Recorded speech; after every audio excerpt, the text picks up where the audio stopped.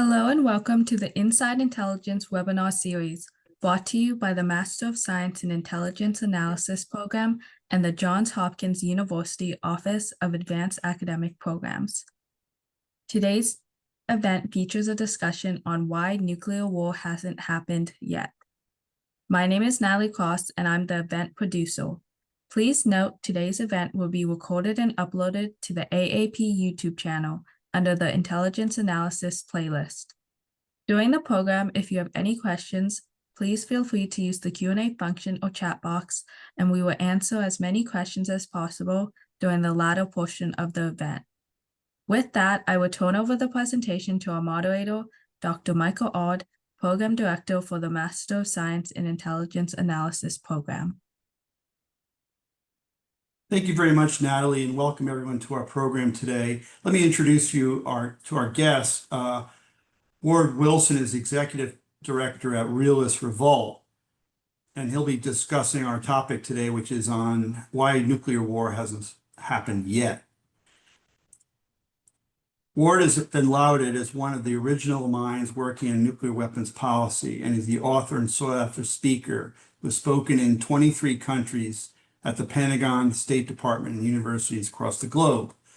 His books, It Is Possible, A Future Without Nuclear Weapons, and 5 Myths About Nuclear Weapons, have been endorsed by world leaders, Nobel Prize Laureates, 4-star generals, physicists, etc. A former senior fellow at the James Martin Center for Nonproliferation Studies and the Federation of American Scientists, Ward has published articles in anti-nuclear journals, military journals, foreign policy journals, and in newspapers including the Chicago Tribune, the Boston Globe, New York Times, Wall Street Journal. He was recognized as an RFK Fellow by the Robert Kennedy Memorial Foundation and was the recipient of the Doreen and John McElvaney Prize for the best essay on nuclear weapons worldwide in 2008. Ward, thank you for joining us today. I understand you have some slides you'd like to show. Thank you. It's great to be here. And let me just share my screen. Okay. Why haven't nuclear weapons been used? To me, this is the central mystery about nuclear weapons. Why, if they're so powerful, hasn't someone used them? Nuclear weapons are supposedly the ultimate weapon. The ultimate weapon must be the most useful weapon, but nuclear weapons haven't been used in 80 years, more than 3/4 of a century. Imagine you had the most useful screwdriver ever invented. You brag, forgive me, you brag to your friends all the time about how great it is, and then you take it to your workshop and lock it in a drawer for 80 years. Is that the way people really treat a useful tool? The US and other nuclear armed states have fought any number of wars in the last 80 years. Young men and women, Americans, Russians, Chinese, Indians, Pakistanis, have suffered and died. Why weren't nuclear weapons used to win those wars and prevent those casualties? People will respond that nuclear weapons are too horrible to use, and a taboo has grown up around them that's incredibly strong. Nonsense. War is a brutally pragmatic business, and countries generally use whatever means they need to in order to win. It was common during the ancient world for sieges, and during a siege, to starve entire cities. The United States napalmed children in Vietnam and used flamethrowers in World War II. Both sides used phosgene gas in World War I that caused fluid to accumulate in the lungs of soldiers until they suffocated in a truly agonizing death. Horrible weapons have been used again and again throughout history. Do you really think Vladimir Putin is held back from his lifelong dream of dominion over Ukraine by scruples?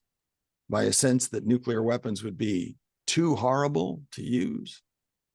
The notion that nuclear weapons have not been used in 8 decades because we're all too humane and morally sensitive doesn't pass what I call the Have you read a little history about the cruelty and folly that human beings are capable of? Test.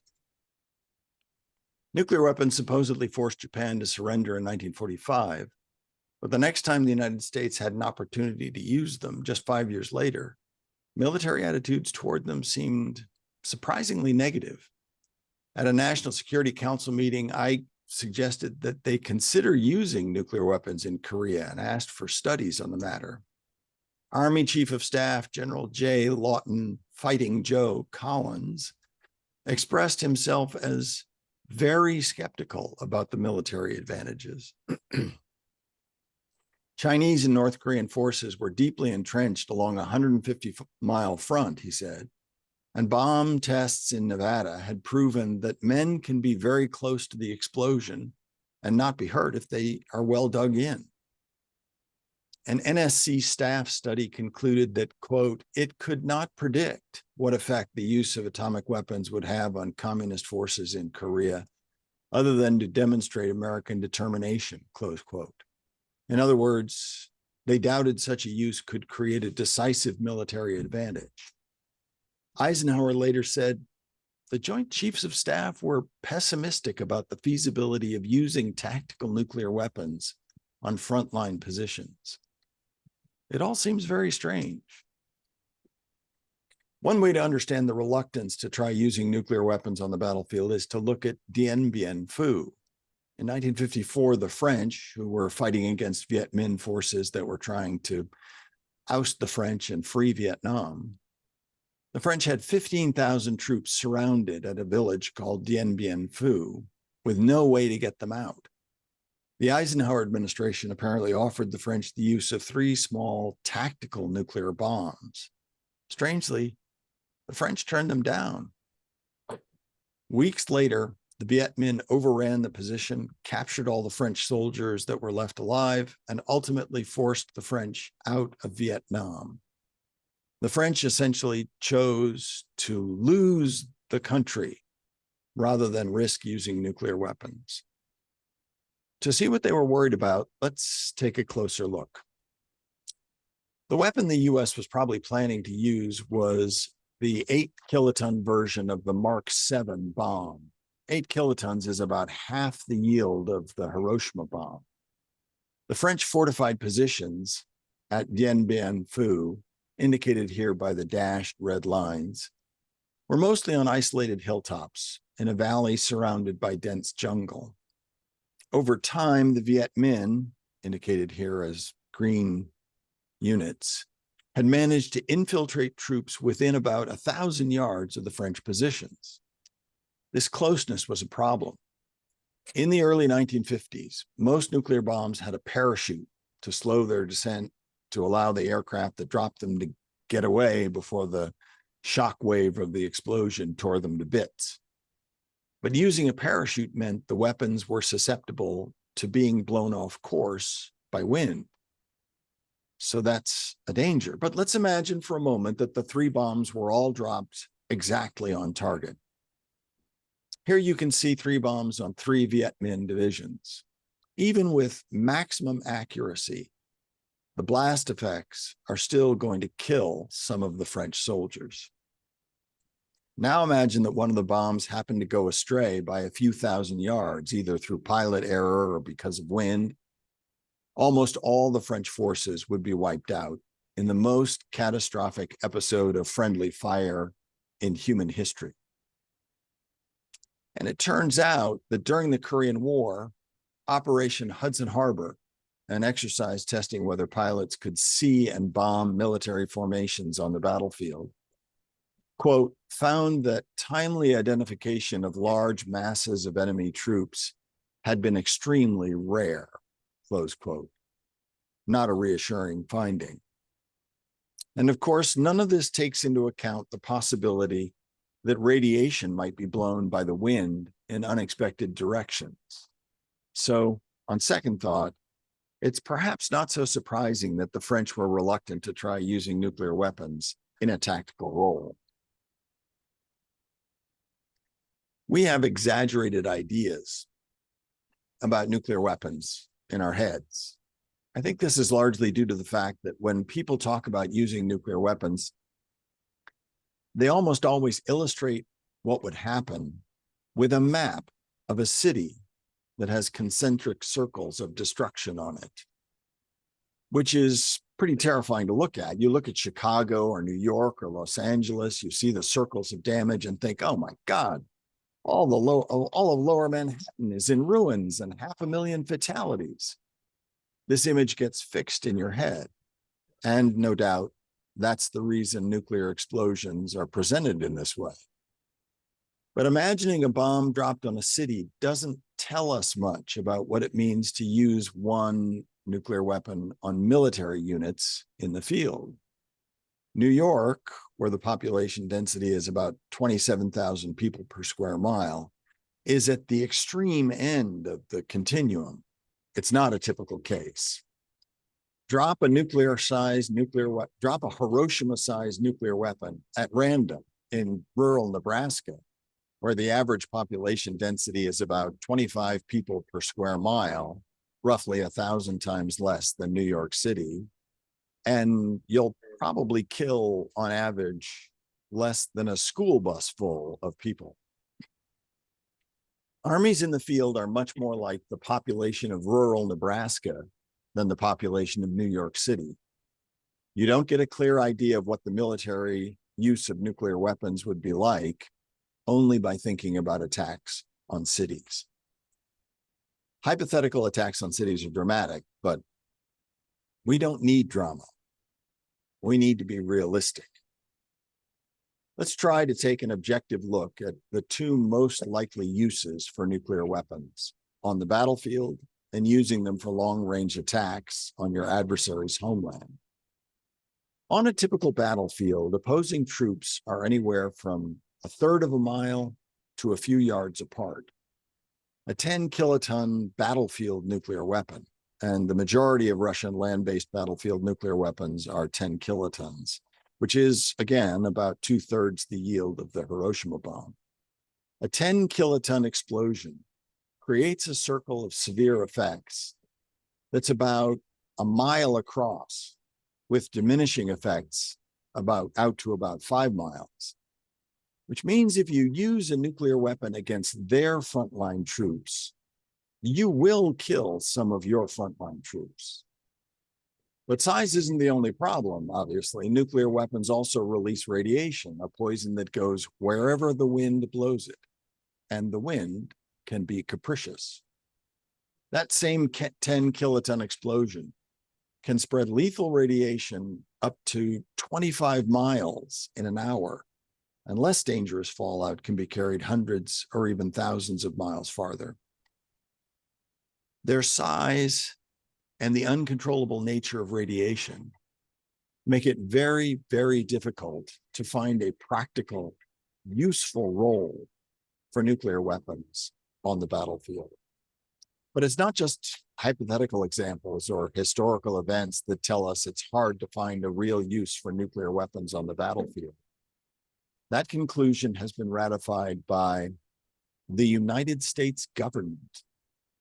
In 1991, President George H.W. Bush decided to unilaterally retire all but a symbolic handful of the US's short-range battlefield nuclear weapons with the support of the military.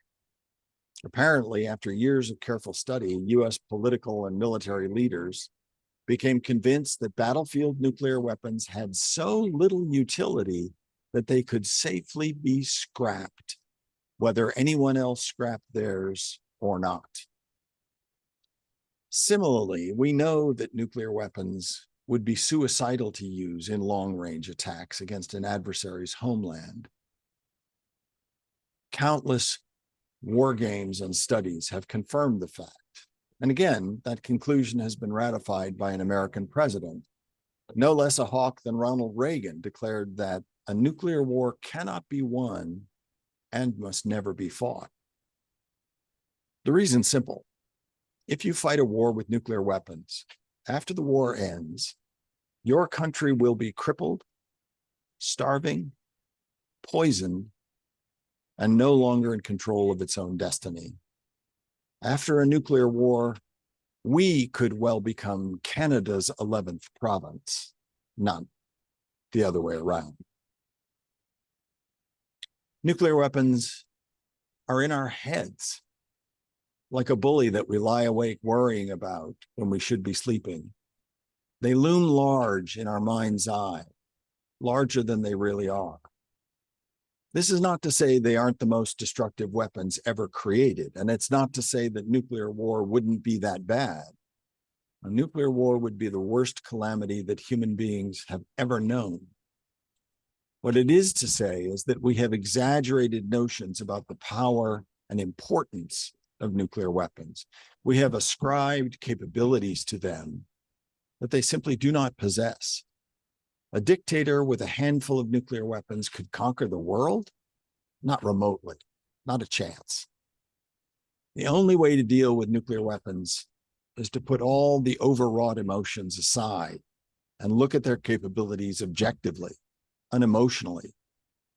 Are they really useful militarily?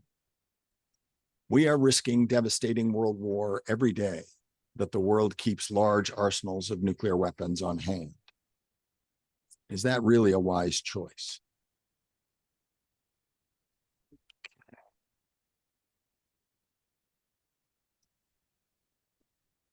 Right, thank you for that compelling presentation. I have a few questions for you, and let's talk about the utility. What have we learned about nuclear weapons deterrence based on the two wars that are going on now? And I'll speak broadly about this. The Russia's war with Ukraine and Israel's war with not just Hamas, but let's say the axis of resistance supported by Iran. What do these two ongoing wars tell us about nuclear deterrence? Because we are dealing with nuclear states in each case. Yeah. The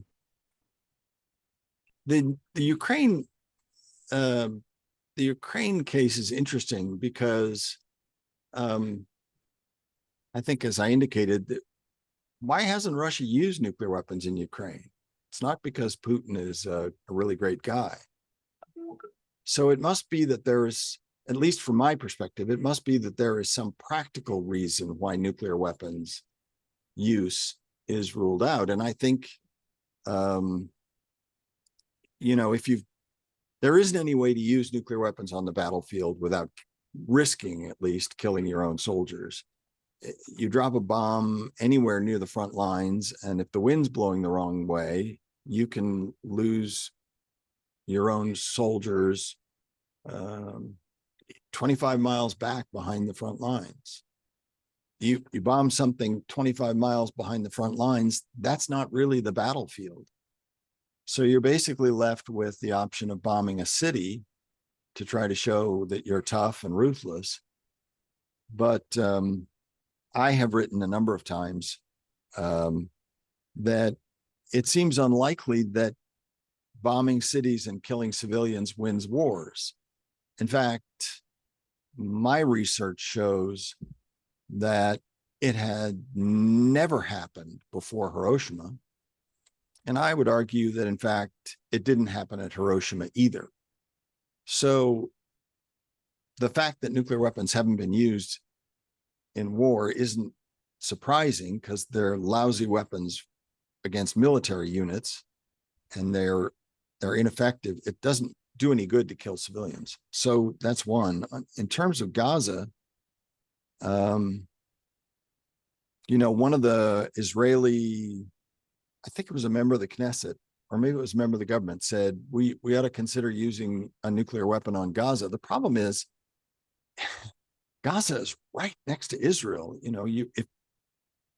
If you're talking about having radiation spread 25 miles, you could have radiation in, I'm not sure how many miles it is from Gaza to Tel Aviv, but you're risking you could kill tens of thousands of Israelis with radiation poisoning. So does that answer your question? Or My question? Yeah, there's a lot of, I think I was also considering too that Iran attacked Israel with ballistic missiles and drones twice, but they didn't seem to be deterred by the open secret of Israel's nuclear arsenal.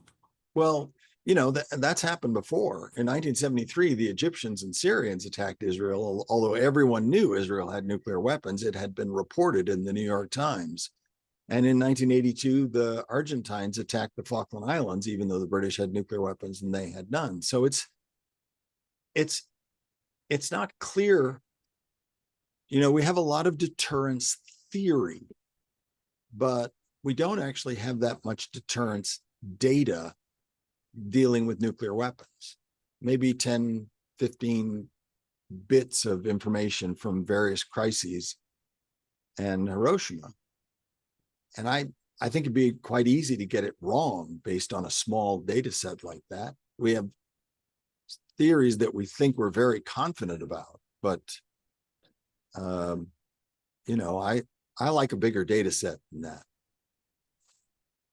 Putin issued his own red line a few times on that if anybody attacked Russian territory, they could consider using nuclear weapons, right? Right. Yeah. And then the Ukrainians did just that, seizing Russian territory, but it was nobody raised it again. Then why wasn't, in fact, the Russians didn't even up the ante on rhetoric after that. Well, I mean, it's embarrassing when you draw a red line and then people go across it. You don't want to draw attention to the red line. I mean, yeah, nuclear weapons are kind of the ideal threat tool, but because they lack any practical military utility, it's really hard to figure out how you can carry out a threat like that or usefully employ them to intimidate people. Another question I have, and then by the way, everybody, please put your questions in the Q&A or the chat. We'll get to them as we can, but I'll be finished in a couple of minutes. So one of the questions I have about this, and I'm interested in, deterrence theory is such a big impact on national security studies. It practically invented national security studies back after the war, and but I wonder if nuclear weapons have been stabilizing or destabilizing in world affairs. Maybe that's kind of a big macro question for you, but what is your thoughts on that? I mean, I think the conventional wisdom is that it's been stabilizing, right, in the relationship between great powers. But is that really true? I think there's no question that nuclear deterrence works some of the time. The problem is it's like gambling. A really strong deterrent threat can fail, even though it ought to succeed if the other side is stubborn enough. And a really bad deterrence threat can be successful unexpectedly if the other side is, they wake up and they're feeling frightened that morning or whatever. Deterrence is not a calculation. It's a gamble. It's poker, not chess. And so I think there's no question that the existence of nuclear weapons has probably tamped down some adventurism and some aggression in the world. But the problem is that over the long run, we know nuclear deterrence is going to fail. We know it because of the structure of human nature. Human beings are fallible. We all make mistakes, from the lowest soldier to the highest leader. And human beings are involved in nuclear deterrence. It's not a machine that runs on its own in the corner. It's a process of threat and counter threat where human beings are present at every stage. So if human beings are fallible and prone to folly, and the historical record shows that we are, and if human beings are involved in nuclear deterrence, then by definition, nuclear deterrence is inherently flawed, which means it will fail. I believe it has failed in the past, but it will continue to fail. In the past, we were lucky, but nuclear deterrence is going to continue to fail until one day it doesn't work. Last question I have is, so as we both know, and during the early 60s, it was almost conventional wisdom that within a generation, there'd be 20, 30 nuclear weapon states. And we didn't get there even close.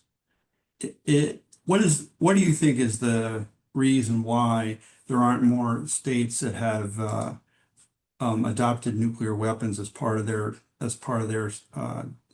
national defense and deterrence strategy? Well, the original prediction was based on a premise that nuclear weapons were great weapons. They were the ultimate weapon, that everyone would want them. They were highly desirable. And you can take the fact that they haven't proliferated massively as proof that the Nonproliferation Treaty was a raging success. But there's another possibility. There's a possibility that other nations have looked at building nuclear weapons and thought, you know, these weapons don't make much sense to me. Fact is, there have been more nations that either had nuclear weapons or had programs to build nuclear weapons than have built nuclear weapons. 9 states built them, 12 states at least, depending on how you count, have had programs or weapons in hand and gotten rid of them. The most startling is South Africa, which built some nuclear weapons in secret, no one knew, and then not based on diplomacy, not based on external pressure, not because, you know, there was a worldwide outcry because of their nuclear weapons program. For whatever reason, they said, oh, we don't need these weapons. They aren't essential for our security. And I think that there are lots of countries that look at nuclear weapons and don't.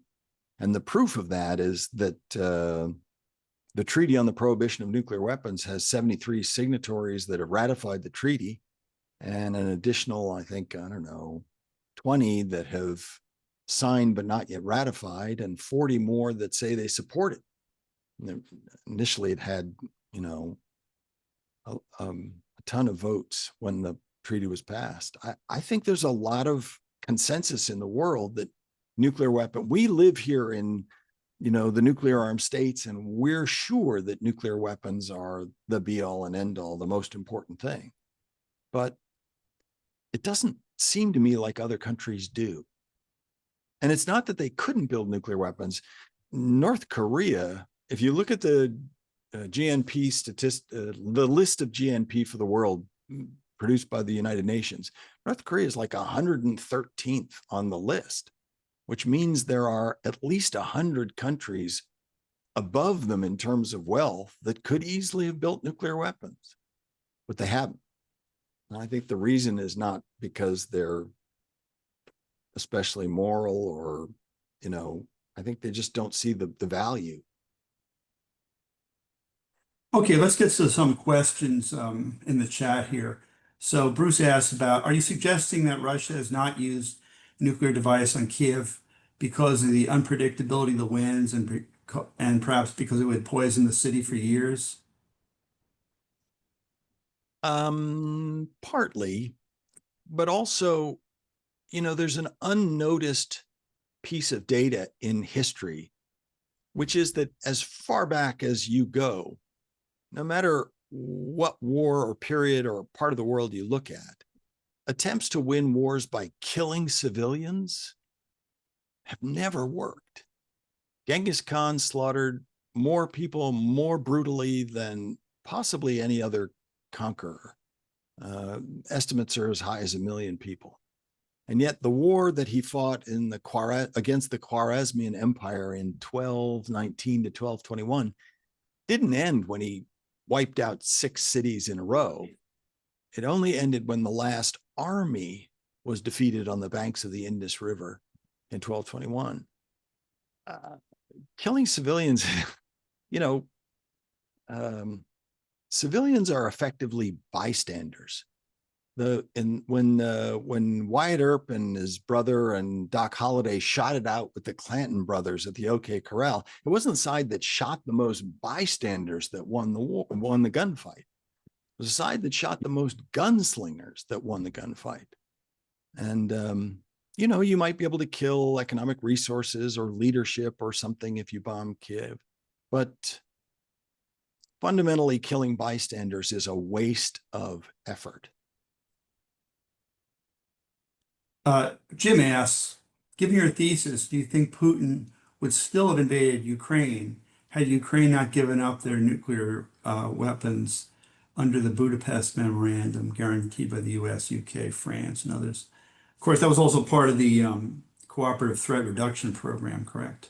Yeah, I don't know what Putin would have done, but you know, one of the things that's interesting to think about is that if you're Ukraine and you have nuclear weapons, and if you've been able to unlock the safety mechanisms on the missiles so that you can control whether they get launched and detonated or not, and if you've been able to take missiles designed to fly halfway around the world and modify them so that they'll only fly the distance to Moscow or, you know, just a few hundred miles away or 1,000 miles away. If all those things are true, it is still possible for the Russians to take the insignias off their soldiers and sneak them across the border and feed them into the battle that's going on in the Donbass in 2014 2014. So there are lots of ways you can use nuclear weapons that, I mean, if Ukraine has nuclear weapons and the Russians successfully land troops at the airport right by Kyiv, are you going to nuke that airport? I mean, and if you're Ukraine and you're getting ready to fight a nuclear war with Russia, you're essentially committing suicide. I mean, you may kill, you know, a third of the Russian population or something, or you might devastate a third of Russian cities, but you're going to be killed. So what's the point of that? I mean, they may have been deterred by the same reasons anybody else would have been. I mean, like the Syrians and the Egyptians and I mean, you're just going to go down, and you'll end up going down in a blaze of glory. Well, but the Syrians and Egyptians weren't deterred, and the Argentines weren't deterred, and they weren't. Iran wasn't deterred. I mean, as you right. said, I mean, it's I get when these wars broke out. I think I guess looking back at what like Sadat was up to, he was making a calculated gamble, right? That he was going to fight a limited war, and I think I recall him saying that. Well, why didn't they asked why didn't you push further? And he said, well, because they have nuclear weapons. You know, so I mean, so there was a certain gamble element to it, but then again, he didn't know what they would do.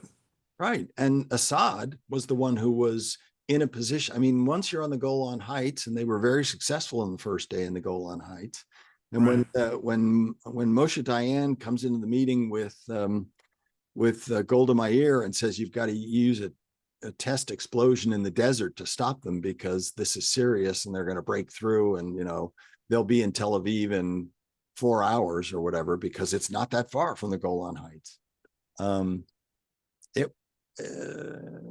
It seems to me, it feels to me like it was on the razor edge of being an existential crisis for Israel, at which point, who knows what your adversary will do? How could you have predicted that Golda Meir would keep her head and say, no, we're not going to use nukes yet?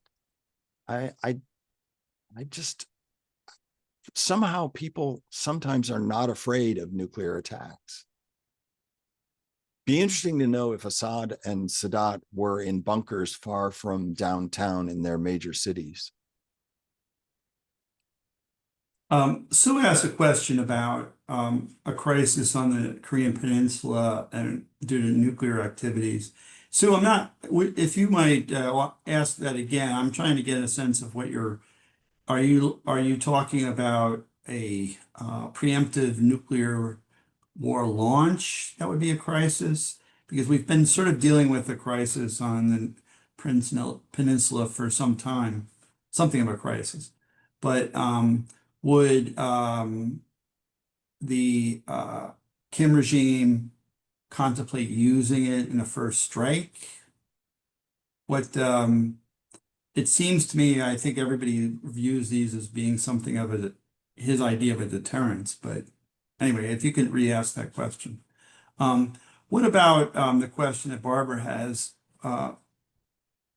Wade, about the why do we see the bombing of civilian areas in war, despite the fact that there's a long history of them not being effective? For example, these drone and missile attacks on Ukrainian cities. Why are they doing it? I don't know. It might be something deep in our psyche about punishment. I think if you dig down under our love of justice, at some level deep below there, you'll find an inherent desire for revenge that only gets shaped into something that's fairer by hard work. How about this for a theory? And it's just a theory. If you're a dictator, you keep control of your country by intimidating people, threatening them, arresting them, and sometimes killing them. It's all about punishment. That's your fundamental tool for governance. And if that's your fundamental mode of everyday activity, then when it comes time to fight a war, maybe it seems entirely natural to try to punish your adversary. I'm working with a group of researchers on this very question about why the fact that killing civilians has never won a war, and why you would imagine that it does. So I might have better answers in a month or two.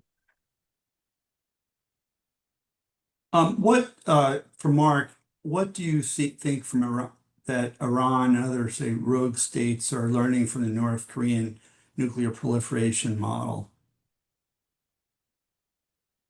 Well, it depends on kind of where they are. I would imagine if I saw North Korea being, issuing wild threats and being aggressive in its relationship with South Korea, that nuclear weapons do help to deter attacks, that they're a useful thing if you want to, which is true. I think nuclear deterrence, the threat of nuclear war is frightening and ought to be, but I don't think that it's something that will work all the time or forever. I think it's fatal over the long run to rely on nuclear weapons. I'm going to ask the second question for Mark because I think it's a good segue, in fact. So we spent a lot of time, especially 25 years ago, worrying about. I guess we still do, that non-state actors, terrorist organizations, would get their hands on a nuclear weapon. Why hasn't that happened?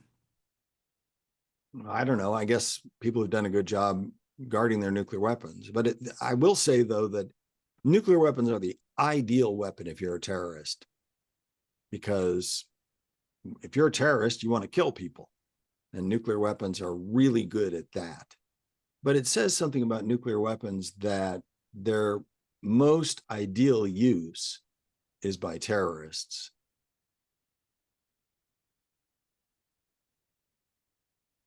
Question from Catherine. Can you comment on the deterrent value of North Korea's nuclear weapons? In a scenario of hostilities on the Korean Peninsula, South Korea needs U.S. intervention to repel North Korean forces. Would Washington refrain from all-out support and trade Seattle or Fairbanks to protect Seoul? You don't know. Nuclear deterrence is a gamble. It's not a calculation. And, the but it's the thing to remember is that people get really angry during wartime, and they do things that they wouldn't normally do. The United States never imagined that it would be firebombing Hamburg when it joined the war in 1941. We thought of ourselves as moral, good guys, stand-up guys. But people do things in war that they didn't expect they would do. So what does that mean about the deterrent value of North Korea's nuclear weapons? Horrible acts have a deterrent value, but they also tend. One of the problems with deterrence here, let's think about it this way. Yeah, maybe nuclear deterrence works most of the time. Maybe you're willing to risk nuclear war in order to have later to have nuclear deterrence now. But think about it this way. Let's say you throw your grass clippings onto your neighbor's yard and he comes over and he says, "God damn it, you do that again, I'm going to shoot you and strangle your wife and kill your children and burn down your house and then kill your dog." Now, that's a little bit of an extreme threat. We in the United States tend to think of deterrence as like a nice shield that protects us. It's good, it's friendly. But on the receiving end of a deterrence threat, particularly a nuclear deterrence threat, it sounds like extreme violence. The question is, if you had a neighborhood meeting and they were trying to get volunteers to work with each other to solve some problem, and your neighbor who had threatened you volunteered, would you volunteer to work on that team with your neighbor? Of course not.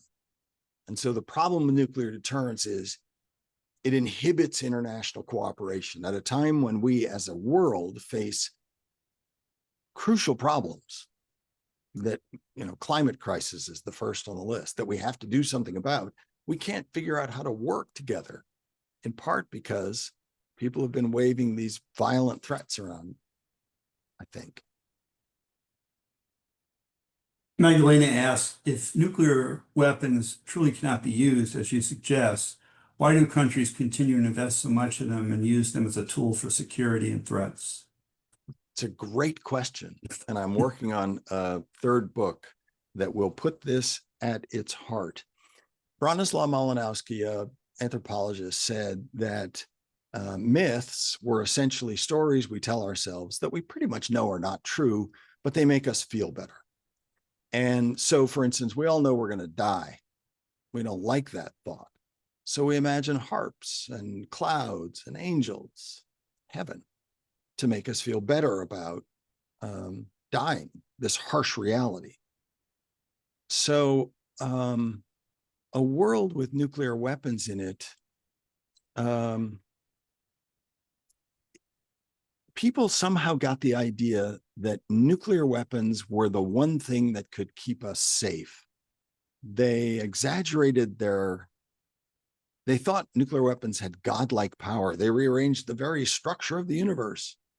And they won a war in just 4 days with 2 bombs. And this whole mythology about how great nuclear weapons are and how they keep you safe grew up in people's heads. And the fact is, a nuclear weapon has never been used for 80 years. So there's no pragmatic experience that could teach us to modify or give up our mythological comforting thoughts about nuclear weapons. I've got a whole presentation thing with, anyway, that's more persuasive than that, but you get what you get. And Mike, I think your question on, non-state actors with, I think where to answer that question, but I want to get back to Sue here.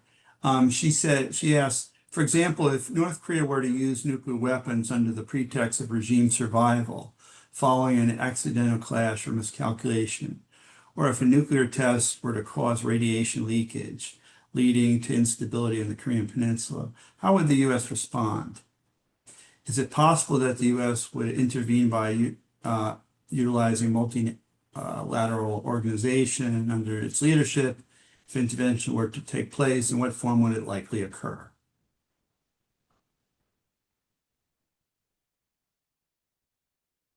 Well, I think the possibility of the U.S. building a multilateral organization is less likely now than it was, say, when George H.W. Bush did it during the Gulf War. I think our world leadership has declined, so that makes a coalition response less likely, or less likely to be effective. I don't know what U.S. leadership would do. Our current president is often angry and impulsive. Maybe that would influence the choices. I don't know. So much depends on the person. I don't know. It's a good question. If a crisis arises, what should we do? I would be inclined to advise a conventional response. The United States has stealth bombers and all kinds of capabilities that probably outclass the North Koreans' capabilities. So that would be an option, perhaps. I don't know. It's a tough one. That's why the existence of nuclear weapons are such a problem, because every crisis can become one that threatens the existence of various countries. We're talking a lot of hypotheticals. I guess that this sort of topic naturally leads to that, I suppose. One question I have, though, and it strikes me from hearing your responses to several of the questions here, is the prestige factor.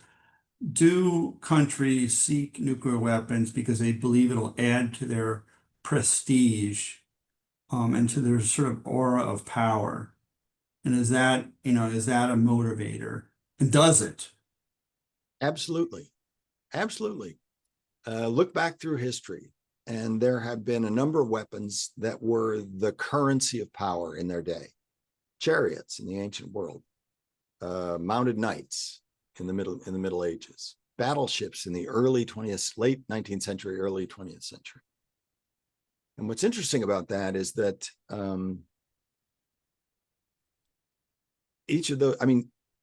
what's really interesting is that chariots are basically lousy weapons.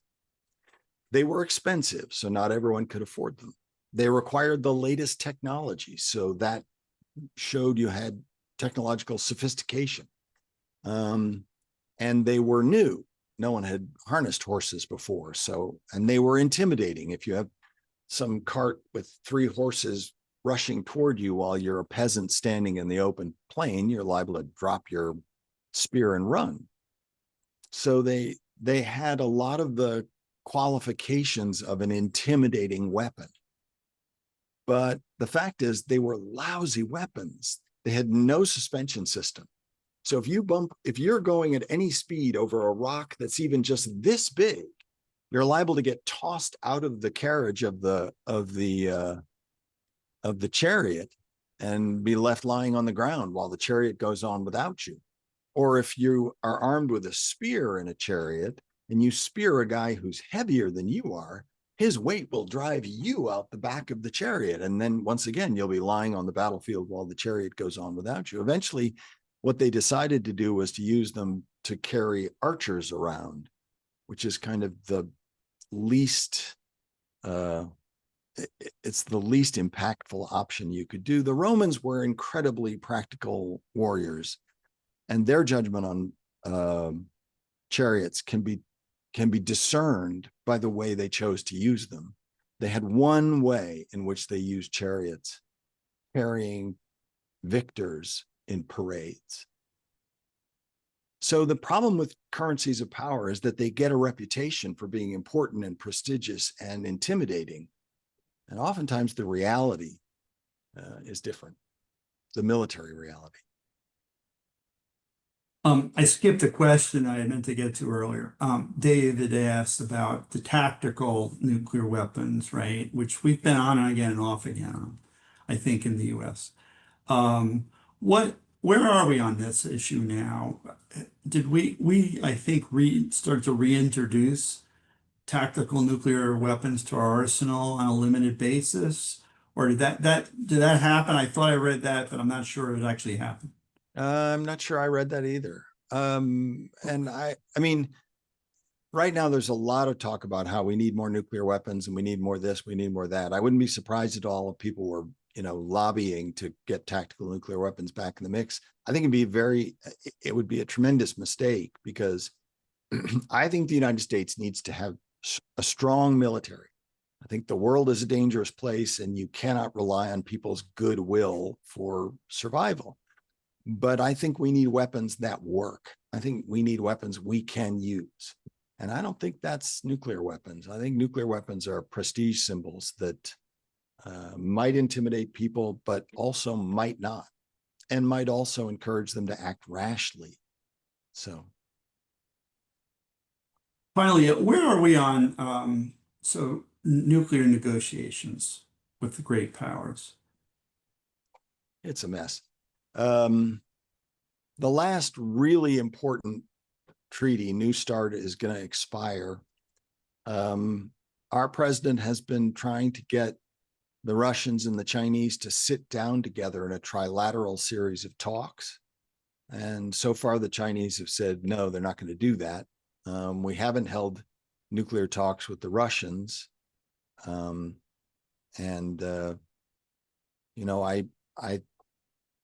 would be in favor of holding talks and talking openly and honestly about the fact that nuclear weapons don't have much military utility.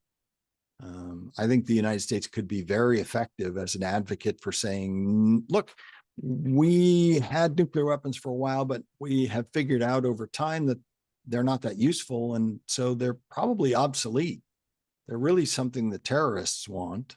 So we're going to keep all of our weapons. We're not going to, lay down our arms. That would be stupid. But we're going to talk about the fact that nuclear weapons aren't very good weapons militarily.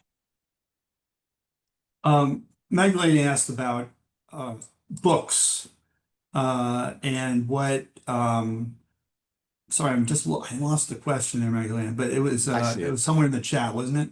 Yeah. But basically, what do you find good reading on this topic? I think it's a tremendously vast and interesting literature on this topic, and you have, of course, a couple of books on it, which I think are worth reading. I've read both of them.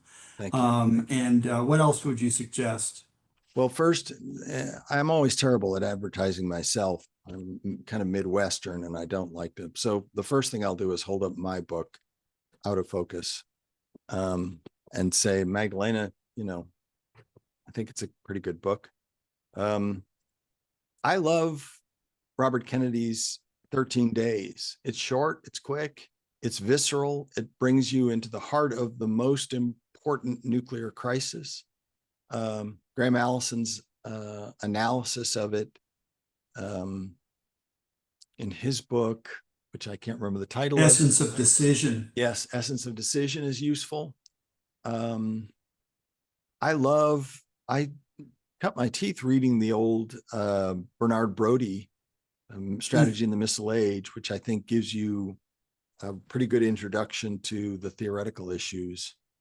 But I really think that in order to understand nuclear weapons, you must understand the history of war. You don't understand how currency of power weapons work unless you look at chariots and battleships and when they became obsolete and what happened.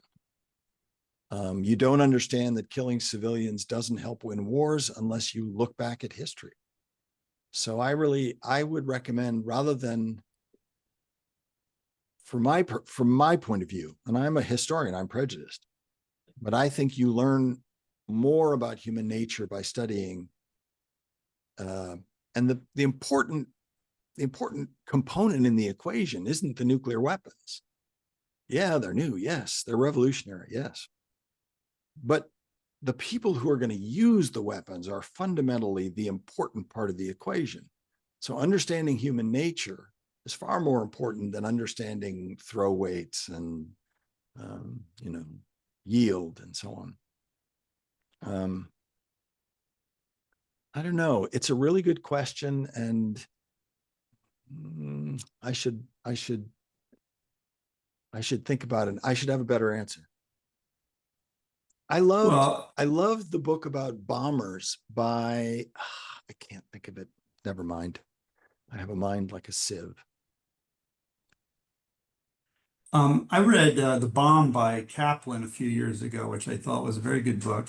Mm-hmm. And I think Richard Reeves's book, his trilogy are terrific books. Yeah. And I'd recommend those to anybody. And if you have the time and the patience, plow through the Oppenheimer biography. Sherwin, Marty Sherwin and yeah, Ty Bird. Kai Bird, right? Yeah, that's a very good book too. But I didn't read the whole thing. I read it before I saw the movie, which by the way I enjoyed. The movie was. Do you think it glorified it?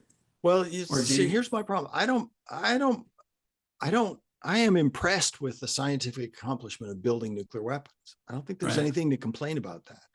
But I think that all the scenes of boiling fire and the portentous overdubbed voices saying the most powerful weapon in the history of the world, you're just building the mythology. You're just amping up people's belief that these are not technology, they're gods.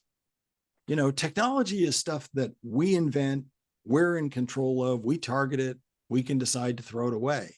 Gods, you can't throw away a god, and they live forever. So, we have to kind of choose, are nuclear weapons gods or tools? If they're tools, let's look more closely at their utility instead of being awestruck all the time. Ward, thanks so much for being with us today on this program, and this was a great talk. And we look forward to talking to you again. I hope that, by the way, good luck with your book. Thank you. If it's, if the articles that you've been posting are a preliminary to that, I think it'll be a great read. Thank you. Thanks for having me on. It's really a terrific format, and I appreciate the chance to talk to you. Smart people, smart questions. Good stuff. Yeah, thanks everybody. And by the way, I think Natalie will put up the announcement for it. But next month we have our talk on the art of the spy novel with Jim Lawler, who there's a link in the chat, so sign up for that in Eventbrite. Jim Lawler, and this nice segue again. He was a CIA operative responsible for the takedown of the AQ-Khan network. So, of course, the proliferation, the Pakistani proliferation artist. So you'll enjoy that. And he's in his current manifestation, he's a novelist. So looking forward to talking to Jim Lawler next month. And thanks everybody for being with us. And we'll see you next time.